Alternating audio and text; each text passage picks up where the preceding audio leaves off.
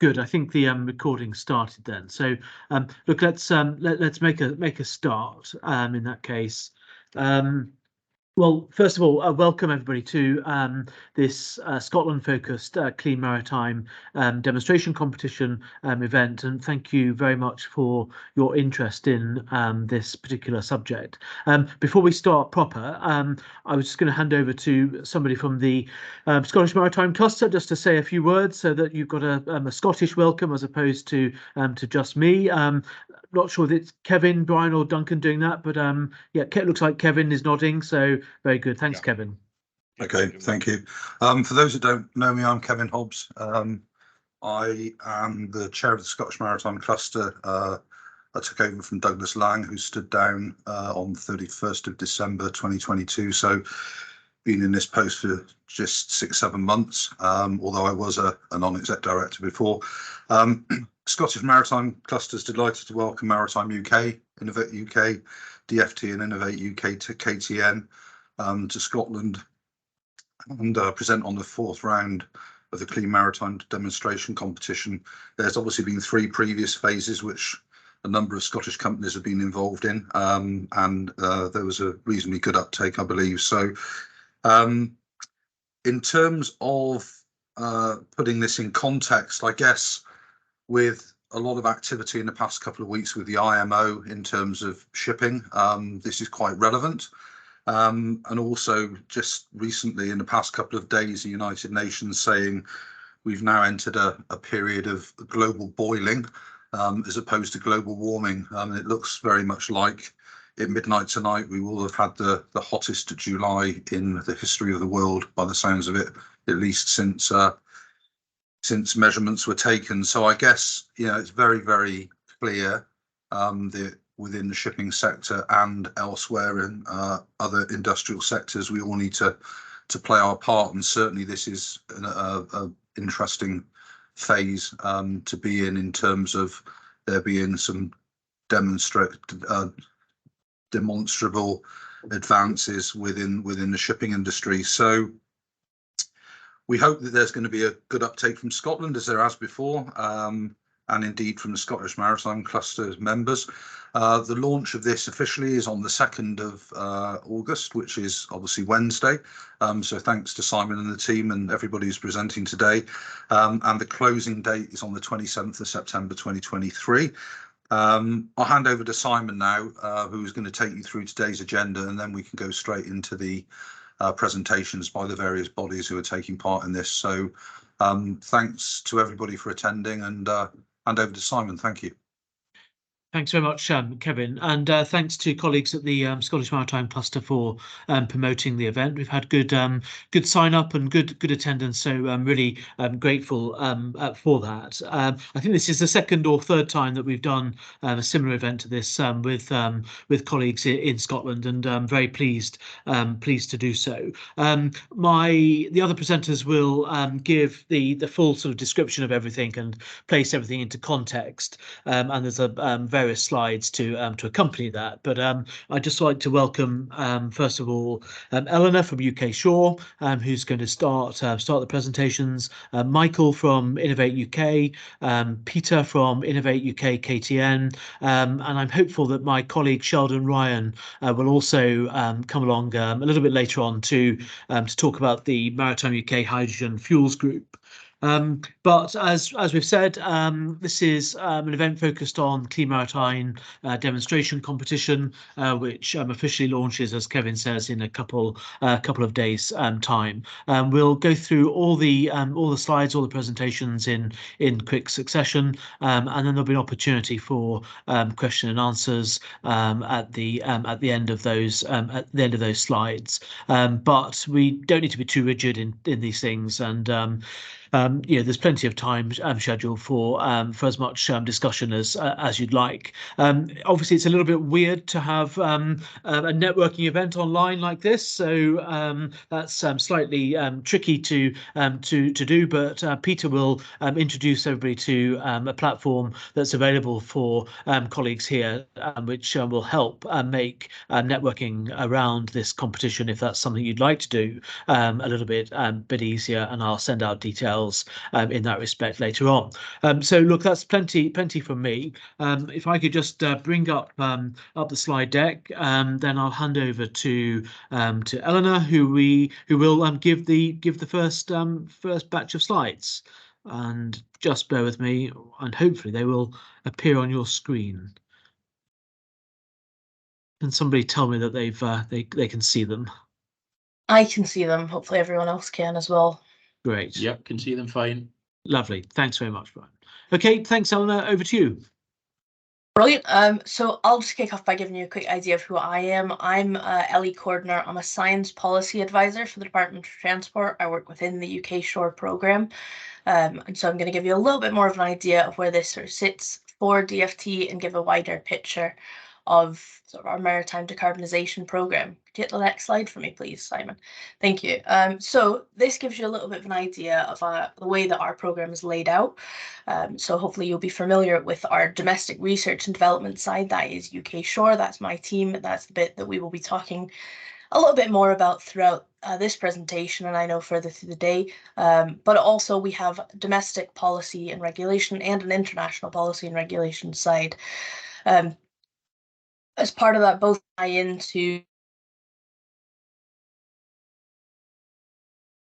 net zero at 2050 across the economies. We've put a few things into building this. One on the domestic side, the Clean Maritime Plan, really looking at a route map to net zero for shipping and engaging with the sector on that. Other bits of this have included a call for evidence on shore power, consultation on shore power, lots more other pieces. For example, we've also recently announced that the UK emissions trading scheme will include domestic maritime from 2050, and we'll be launching a call for evidence on zero emission ports soon. On the international side, that's that IMO piece that Simon touched on a minute ago. We're really keen to see where that's gone in the recent days, and engaged really thoroughly in that, as well as in the Green Corridors piece, which I know is a portion of this competition we'll be talking about today. Could I get the next slide, please, Simon? Sure. Oh, so this is really touching on that domestic policy and regulation side. This is our Clean Maritime Plan, our sort of flagship document talking about the government's plan and commitments towards decarbonising the shipping sector. We published the initial version of that in 2019, and we're hoping to publish a updated version of that in the coming year.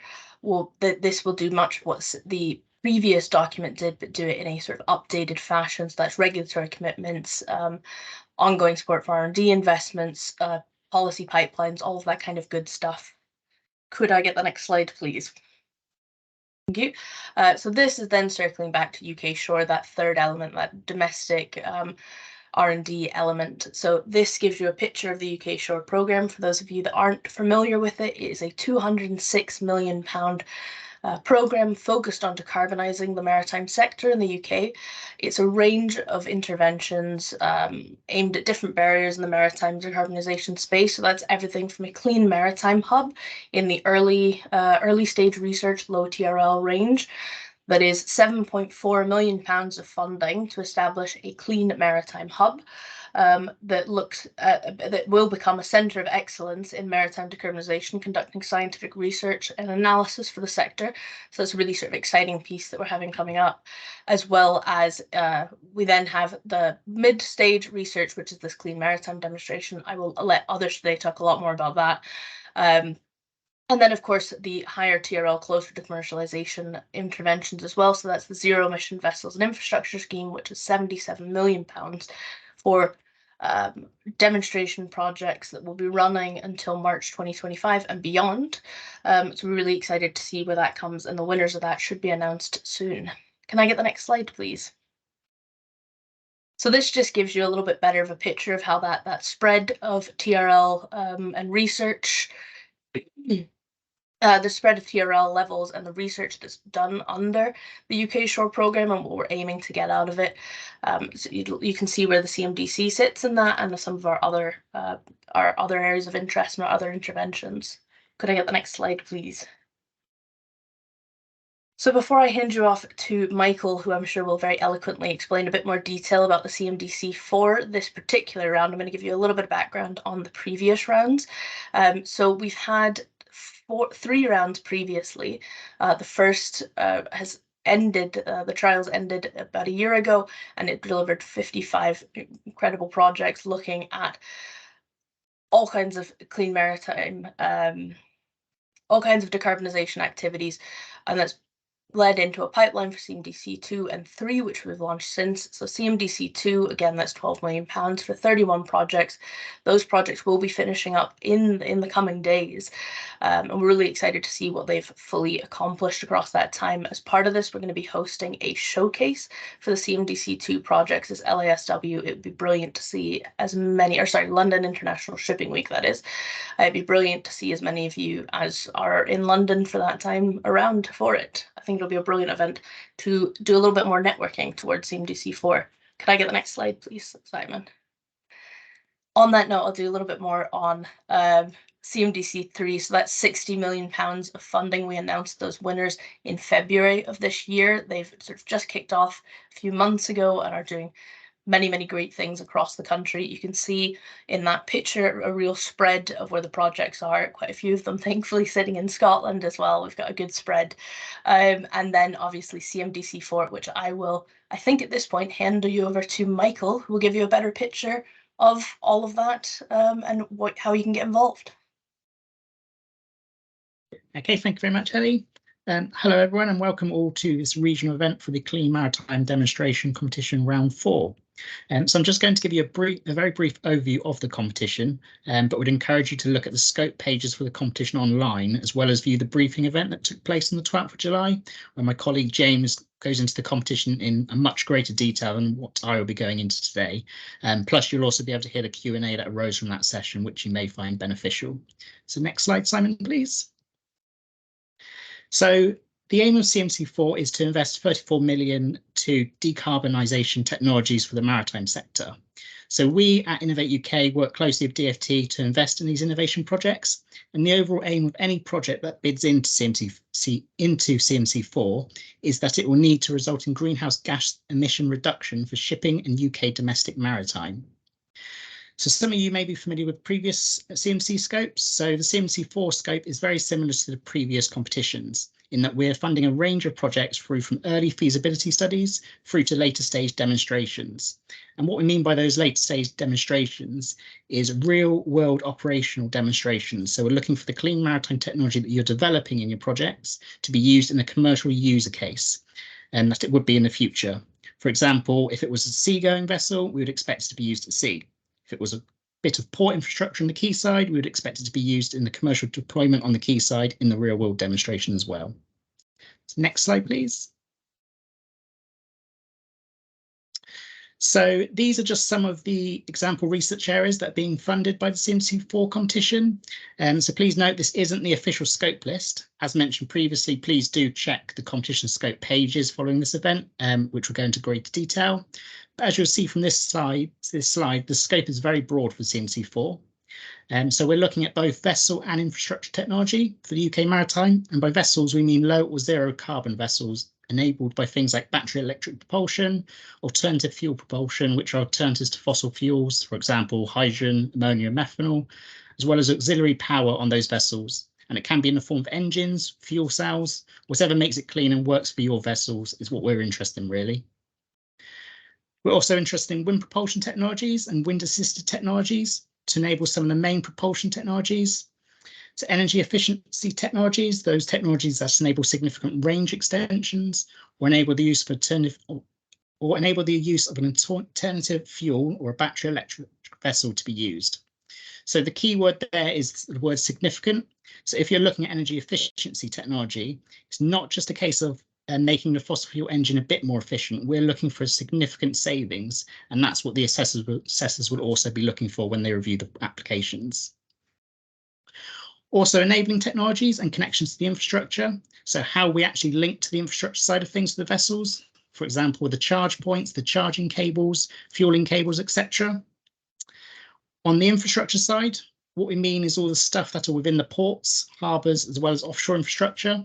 So in essence, that's to enable those clean vessels to be charging and fueling infrastructure within the port and including offshore. The shore power connections to enable vessels to turn on and off the power supply, as long as obviously the shore power is quite novel or the technology that is being developed is innovative. Energy generation for charging vessels, providing power to vessels is in scope, as well as fuel production for decarbonising maritime, not just for the wider use in the transport sector. It has to be specific to maritime. After all, this is a maritime programme we're funding here. Stationary assets and freight handling of equipment and all the good stuff that are quite bespoke to ports and harbours are all within scope of CMDC 4. So like I said, these are just a list of general research areas. If you have a more specific need, then please do look at the scope pages or drop an email to our support line, and this will come through to myself or my colleague James to do a quick scope check if you're interested. Next slide, please. So this slide just gives you a very quick overview of the competition. But again, please do look at the briefing video and where we went into much greater detail of the 3 strands, and also we went into detail of how you apply. So on the right-hand side of this slide, it's a picture of what you will see when you go to the competition pages online. So the picture there is just the summary tab, but you simply navigate across to look at the eligibility and scope sections. So please do take some time to look through each of those tabs. And if you have any questions on any of the sections, then please do get in contact with us. But as a very quick overview, so as we've mentioned, there's £34 million available for funding, and those projects will run from the 1st of April 2024 through to the 31st of March 2025. The competition will open on the 2nd of August and closes at 11 AM on the 27th of September. So a couple of points in that competition open period is that obviously the competition isn't yet open, but you will still be able to look at all of the competition detail and tabs online, but you just won't physically be able to click the Start New Application button until it opens on Wednesday. The reason for this is just that we wanted to publish the competition ahead of as early as possible to give you as much time to start thinking about your application and to form a collaboration. The second point is that the 11 AM close time is a hard deadline, and if it is missed even by 1 second, then unfortunately we'll not be able to progress your application. So what we suggest you do is get your application in a few days ahead of that deadline just to avoid any issues. And again, during the competition briefing event on the 12th, we went into great detail of kind of these spikes of activity we have on the system. And as you can imagine, a lot of projects submit right up to the deadline. So please don't be one of those if you can. So you've got plenty of time to think of the application and submit now. The projects are quite short in duration at just 12 months, but this is to enable us to get as much good stuff going before the end of the spending review where the funding runs out for UK Shore. So we are restricted on time, so please do plan accordingly. But even with these tight timelines, we're confident that we'll be able to get some good demonstrations from these projects and feasibility studies too. Project costs are vast ranging depending on the strand, so I'll go into a bit more detail shortly on that for each of the strands. There's 3 strands in total for this competition, which differs slightly from previous CMC competitions. Strand 1 and 2 projects are quite similar to what you would have seen for CMC 3. So this is where we have a real-world demonstration requirement that must include the technology being used in the real-world environment for at least a 2-week demonstration period. That demonstration period is slightly shorter than CMC 3, just to reflect the smaller and the shorter timescale available for these projects. So that demonstration period is key, and we will need to see evidence that the demonstration period is being planned in, and that needs to be real-world testing, not just a lab test or a harbour acceptance test. It needs to be used in a real-world environment. The funding rates are a bit more complicated. We have different research categories ranging from feasibility studies to experimental development. So those go all sorts of funding rates for businesses of various sizes. So we encourage you to look at the competition scope to see what percentage you would be able to claim for. But again, if you have any questions, then please do direct that for our support line and we'll be able to answer them for you. Next slide, please. So as mentioned, we have 3 strands in total with differences between all 3. So strand 1 projects are for those projects that are developing a vessel technology in isolation to infrastructure, or an infrastructure technology in isolation from the vessel. So for example, if you just have a closed project which just includes technology development for the vessel or just for the infrastructure, strand 1 is for you. Strand 2 is the combination of vessel and infrastructure. So there is an and condition rather than an or. So this is for those projects that are developing both vessels and infrastructure together, So if that's the case, please bid into this strand. And then finally, strand 3 is similar in scope to the previous CMC2 competition, where we are looking at feasibility studies and pre-deployment trials. So we had some feedback during CMC3 that there was a bit of an earlier TRL jump from CMC1 all the way to CMC4. So this is what this strand is going to be looking at. So if you're just starting out and looking at feasibility studies or technologies, early stage technologies, you can kind of demonstrate in a pre-deployment trial. And by that, we mean it shouldn't be in the water, it should be in the factory or lab, and you're just testing, then this is the strand for you. But again, if you're unsure of which strand to bid into, then please contact our support team and we'll review and provide you some guidance. We would want a brief overview of what your projects are looking at, and just so we'd be able to advise accordingly, but we're more than happy to have a conversation with you about this. It's really important that you bid into the right strand, because unfortunately, if you bid into the wrong strand, then your application will be marked as ineligible and will not be progressed to assessment. So please do, if you have any doubt, please do speak to James and myself via the support email address, just so we can log all of the requests we have and make sure we've answered them all for you. Next slide, please. So in terms of eligibility, the purple text will be what you will see when you go to the eligibility tab on the website, obviously varying depending on which strand you're looking at. So there is a different competition page for each strand. So again, please make sure you're looking at the correct strand, but it is clear by the titles. So for strands 1 and 2, the project costs are a minimum of 500k up to 6 million and 8 million respectively, which reflects strand 2 being for both vessel and infrastructure together. For strand 3, where it is at an earlier stage, we have set the minimum amount as 100k with an upper limit of 3 million. Please note that these are total project costs and not project grant requests. We do allow projects to submit a request to go outside of those cost boundaries, but we need those requests to be submitted to us through our support team at least 10 working days before the competition closes. That way we'll be able to consider the request. The start and end date, as I previously mentioned, and you need to have a good value for the UK taxpayers' money here. So we have 2 key bullet points at the bottom here, where we state that the project work is carried out within the UK and that the results must be exploited from or within the UK. This is key. It's DfT's money, and we're looking for the benefit to the UK maritime decarbonisation. And as part of the assessment, our assessors will be looking at that benefit to the UK and the value for money. And finally, the projects must be business-led, so you have to be a UK registered business to lead the project. And they must be collaborative, so there has to be at least one more grant claiming participant as part of your project. Obviously, that can include academics as partners there and other research organisations. So next slide, please. So there are a few priority themes in CMC4, but this is not an exclusive list. So if you've not met one of these themes, it does not mean you're excluded from CMC4. We do still have the usual specific themes on the competition pages, so please do look at that. But there are some priority themes where we're encouraging applications for in CMC4. These are those looking at domestic green corridors, so those looking at routes within the UK. International ferries, so vessels that travel internationally and count as ferries we're interested in. Vessels that are greater than 24 metres in length. And those technology projects that are focusing on ammonia solutions are also encouraged. So these are the areas we're particularly interested in for this round of CMC4. However, like I've said, it's not an exclusion list. And if you have other technologies that you're looking to pursue, then please do have a look at our CMC4 scope pages and let us know if you're interested in bidding in, and we can advise on scope if necessary. So next slide, please. So at these regional events, what we like to do is just like to do kind of 1 or 2 case studies just to show kind of the appetite. And I know Kevin mentioned previously, we've had a good take up from Scotland previously. So this project was from one of our earlier CMC rounds. So this was the floating fuel depots for offshore wind. So this was led by Apollo, but also had Aquaterra and also the European Marine Energy Centre Limited involved. So they were looking to explore the technical and economic potential of the floating fuel depots concept, whilst investigating the environmental, societal and economic opportunity that presents this. So like I said, this project hasn't completed yet, but they're making good progress. They've done bunkering of zero carbon fuels for the offshore wind construction industry. They're looking at methanol, ammonia and electricity following the feedback from ScotWind stakeholders. So like I said, this is just one of the many examples we've got of projects that involve Scottish companies.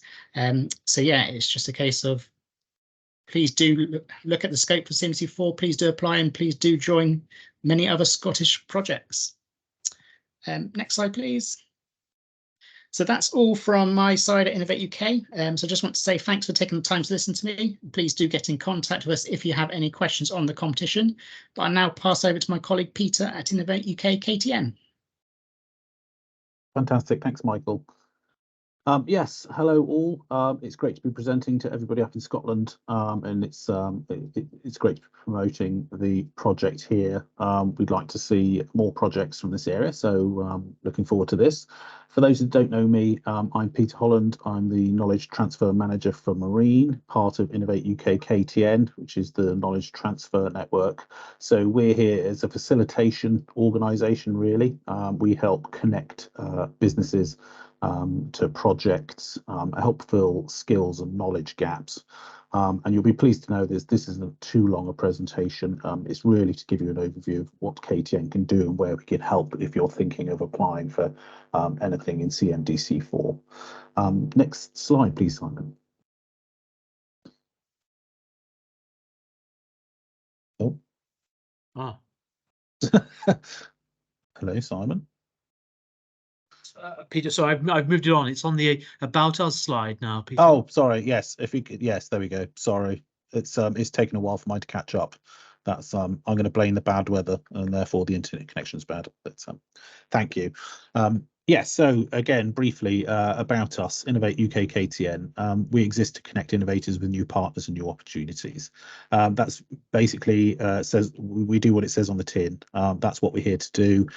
We've got a great breadth and depth of a network across the UK, and we're here to connect you with the people that you need to complete those projects. Not specifically just funded projects, but if you're looking to innovate in any way within your business, we're here to help. Next slide, please, Simon. That's better. It's moving quicker now. Yes, our purpose and vision. So we create diverse connections and drive positive change. I think lots of research has come out now showing how diversity really drives innovation within companies.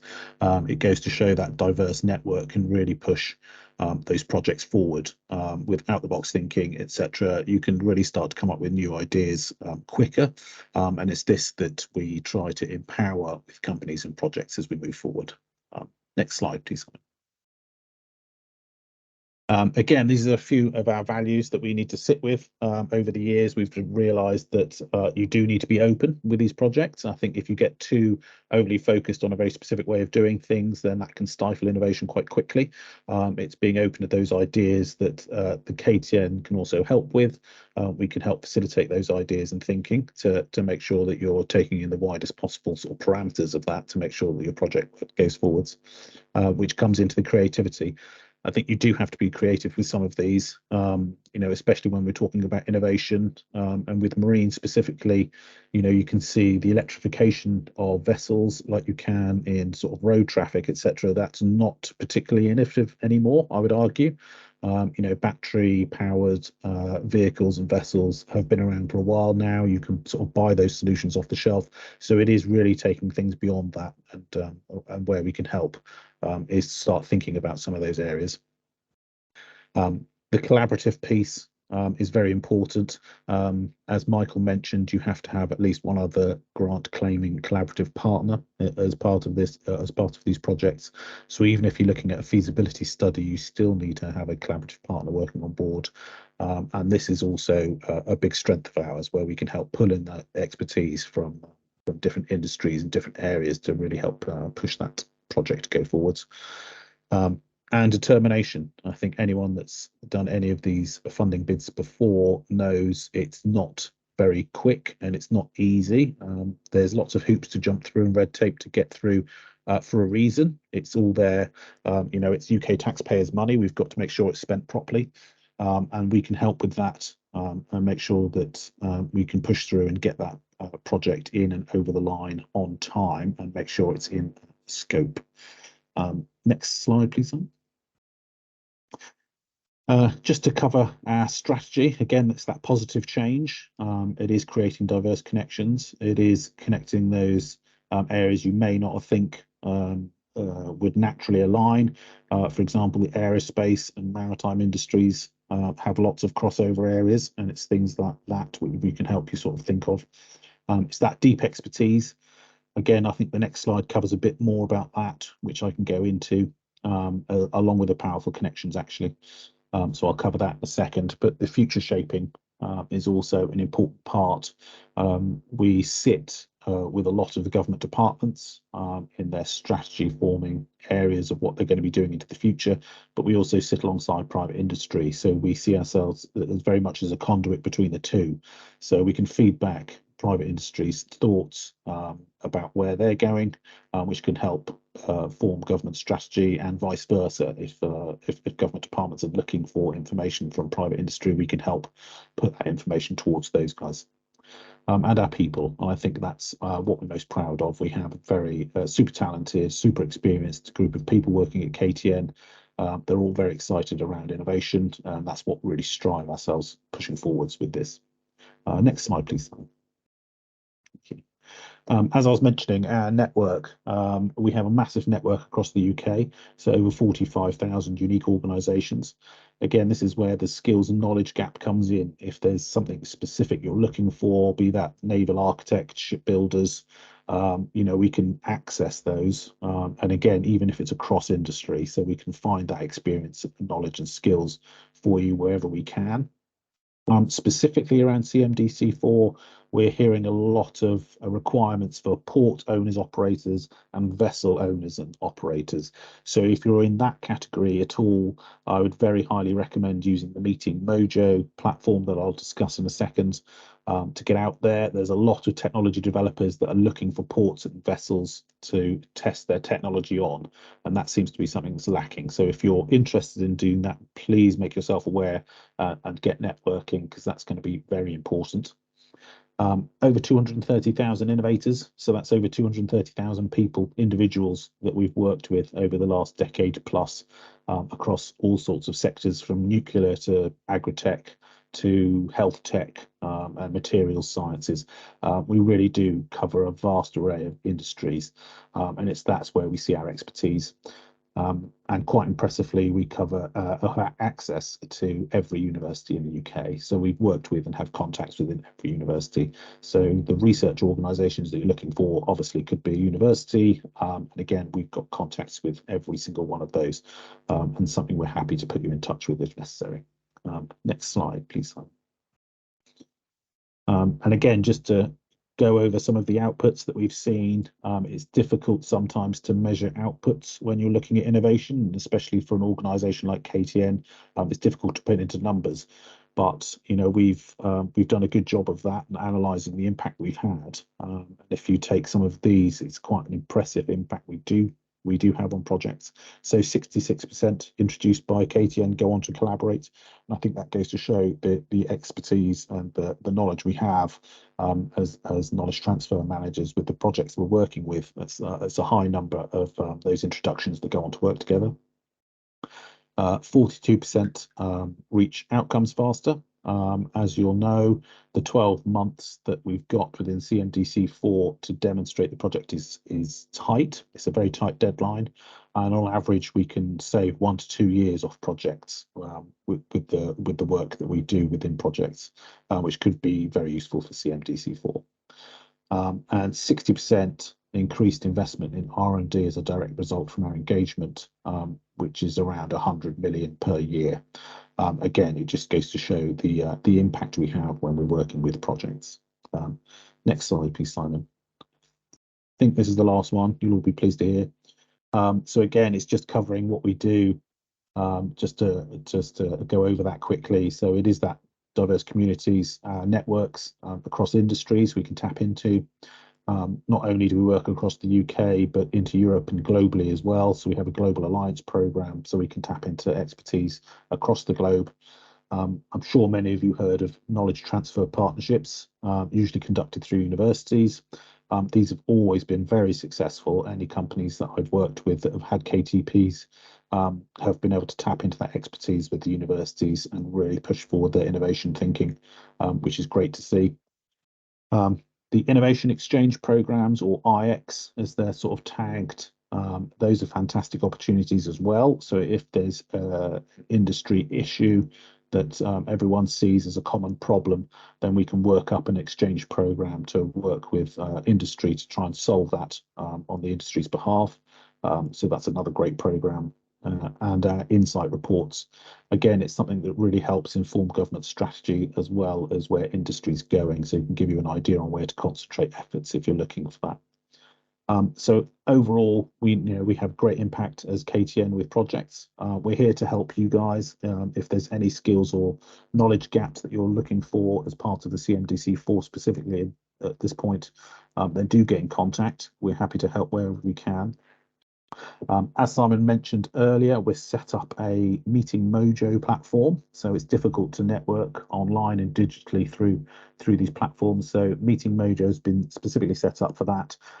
You just have to enter your details, what your project is, what you're looking for, and that will connect you with everybody that's registered and interested in CMDC4. That's from the national events and all the regional events.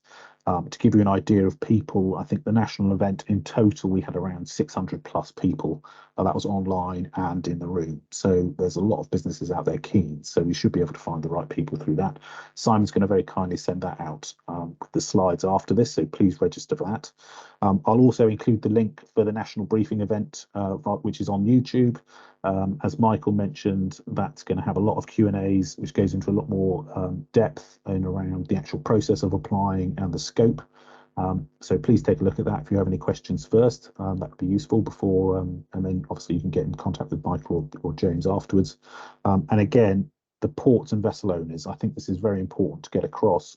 There's a big call for those at the moment. So if you are a port owner or operator or vessel owner or operator and are keen to test technology or be in a partnership, please let yourself be known, and we'll make sure that word gets out there. If you're happy for us to share your details, again, let us know, and we'll get your company out there so we can start connecting people properly.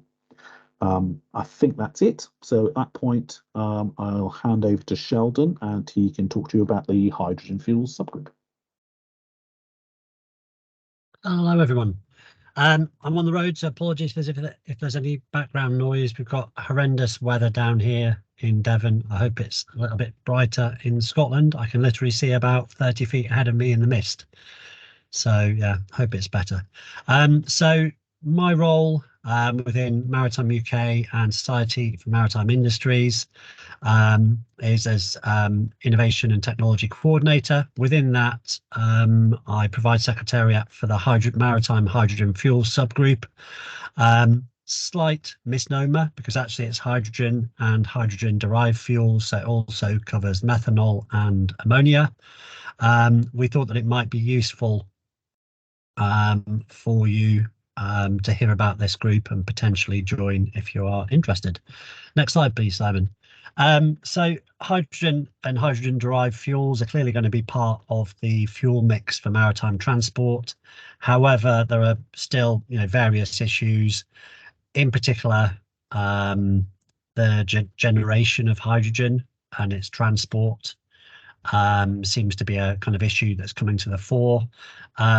Equally, numerous kind of market and regulatory issues that are coming forward, and in particular, learning from other industry skills and safety issues that may hold the industry back.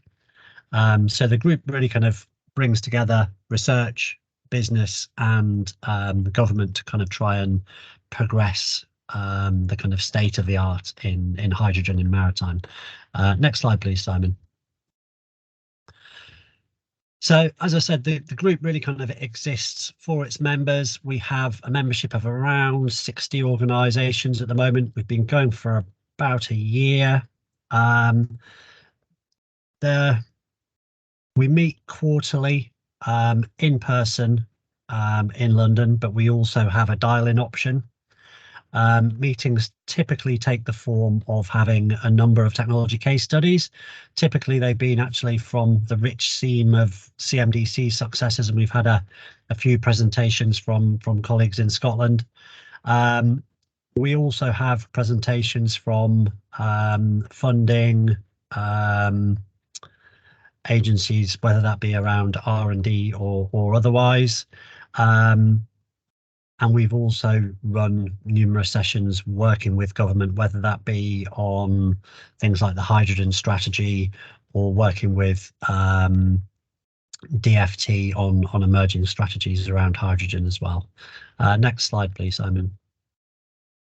So these are the current members of the group. So we have a good number of larger companies, so BMT, Babcock, BAE, GE, Holland and Wolff, etc. Less SMEs, so it would be great to get some more SMEs on the group. Good number of ports, government agencies and research organisations and universities.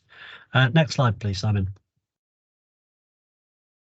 So as a couple of examples of the recent presentations that we've had, week before last, we held a kind of policy session and we had the Department for Energy, Security and Net Zero talking about the new UK hydrogen production business model, which is really useful, and colleagues from DFT talking about progress on the Clean Maritime Plan refresh. We've heard from and continue to work with the Hydrogen Czar, Jane Toogood from Johnson Matthey. We had a really great presentation actually on lessons learned from the adoption of LNG. And then as I mentioned, lots and lots of kind of technology case studies. So in terms of kind of technical capability, I would say I probably struggle a little bit with A-level sciences. But the group isn't kind of wholly technology focused. So don't worry if you come from the kind of business side of things, you won't get lost in the technology too much. Next slide, please, Simon. So long term, we like members of the group to be affiliated with one of the family of Maritime UK members. But if you aren't a member of any of those groups, don't worry. Drop me an email and we'll see what we can do about getting you onto the group. So yeah, last slide, please, Simon. So if you'd like to join the network, drop me an email. We're also potentially looking at organising a similar group, but for electrification. Clearly, there'll be quite a bit of crossover between the two groups, but I think there's enough divergence in the kind of topic areas to make the two groups work. So again, yeah, drop me an email if you have any questions, but that is it for now. Thank you all. Thank you very much, Sheldon, and thanks to all presenters. Hopefully the slides have gone now, but so open up to questions really. If anybody would like to raise any points of any of the presenters, they'll be more than happy to take your questions. If you'd raise your hand in the usual way on Teams, perhaps say where you're from and who you are, that would be good. But there's plenty of time for us to field any points that you might have now.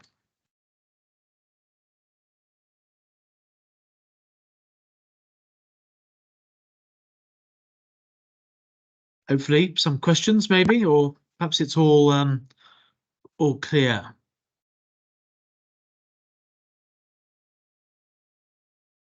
No? Explained brilliantly again. Mark Bell, please. Yeah, hi, good afternoon. Mark Bell, Survey and Dredging Manager from Forth Ports on the east coast of Scotland. Just going back to, I think it was Peter's comment about wanting to get contact with port operators. I'm just wondering in what sort of aspects you'd be most interested in getting in contact with. Obviously, my department's mainly interested in sort of hydrographic survey work and dredging, but there are obviously other interested parties within the Port Authority that might have other applications for innovative technology. Yeah, that's great. Thanks, Mark. Yes, very useful. We have a lot of, for example, today, I was talking to somebody about ammonia fuel cells. So not only are they looking for a vessel to test their fuel cell on, which has already been proven, but they're also looking for potential portside infrastructure to test ammonia cracking, which can then produce hydrogen, and obviously they can run portside activities through a reduced carbon electricity. So I think it's essentially any port operator that is willing to look at technology demonstration, I think is probably the easiest way to look at it. So probably not with yourself specifically, but if the port operator is looking or is happy to be involved in a project and is happy to have technology tested on site, which can sometimes be issues depending on size of the port, depending on activity. But yeah, if you're willing and there's willing to be a conversation, I think that would be great. So if there's anybody that's interested, obviously my details will go around with the slides, which Simon will kindly send out. Just drop me a line. If you're happy for contact details to be shared, I can put people directly in contact with each other and then sort of help with the conversation from there. Okay, thanks, Peter. Yes, I'll look to speak to a number of my colleagues and see if anyone's interested in having a conversation with yourself. Maybe you could set up a separate meeting to discuss potential avenues of collaboration. Yeah, fantastic. We're sort of gathering everybody that's looking for stuff. They're sort of common themes, so we're just pulling that together at the moment. And as soon as we've got that, I'm happy to have a chat with anybody that's interested. We can go over those sort of themes and what might be required from either port or vessels, and see what we can do. But again, port operators usually have vessels kicking around. Some of them use less than others. If those vessels were available to test technology on, I think that would be of interest with a lot of the people in the project as well. So again, just something else to bear in mind. Okay, thanks very much. No worries. Any other questions from anybody?